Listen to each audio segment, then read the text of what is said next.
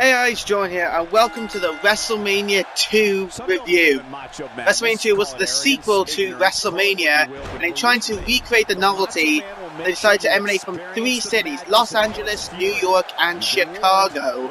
First portion of the show was in New York, commentated by Vince McMahon and someone else who seemed to be obsessed with people called George for some reason. They really liked them. Then we went to Los Angeles, I believe, with Gorilla Monsoon and Mean Gene Okerlund.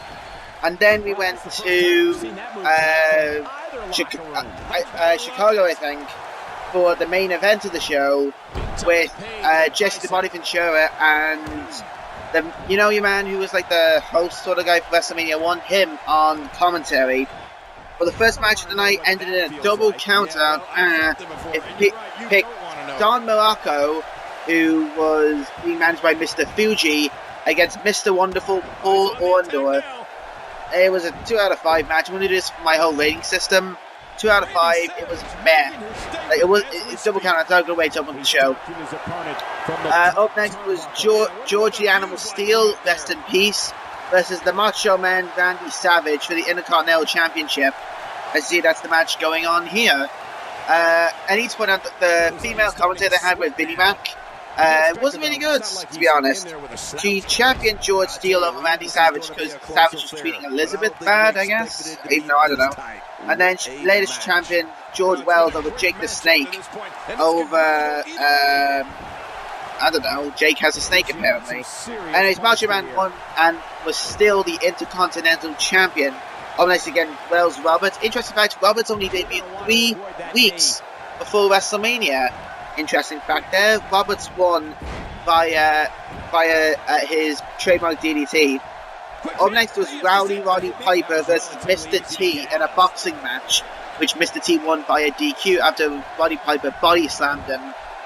It was a really bad boxing match. Oh yeah, I forgot. George Steele, Randy Savage, 3 out of 5. It was a decent little match. George Wells versus Jake Roberts, 2 out of 5.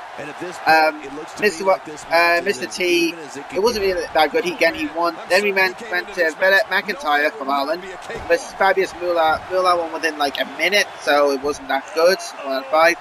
Next was Nikolai Volkov versus Corporal Kinchner in a flagpole match. Kinchner won by shenanigans, but it was a 2 out of 5.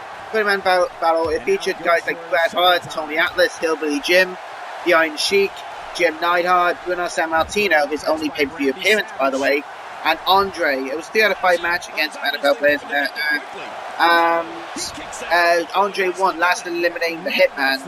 Up next was Greg Valentine and Brutus Beefcake versus the British Bulldogs in the tag title. And the Bulldogs won in a 2 out of 5 match to become new tag champions. Up next, we now head over to the Jesse Body Ventura part of the show, which had Hercules Hernandez versus Ricky Steamboat.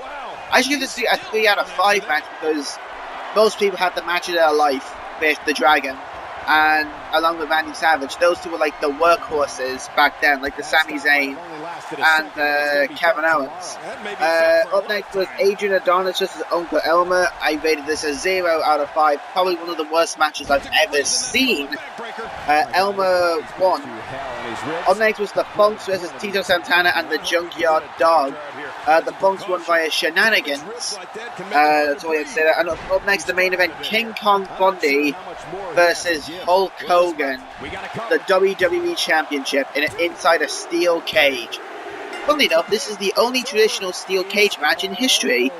4 cage matches in Hell in a Cell history. 3 of them have been Hell in a Cell involving The Undertaker, and the only steel cage match was Hogan Bundy.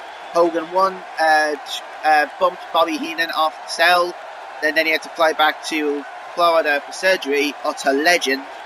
But overall, I give the pay-per-view a 2 out of 5. It's watchable, but it's so 80s wacky and weird.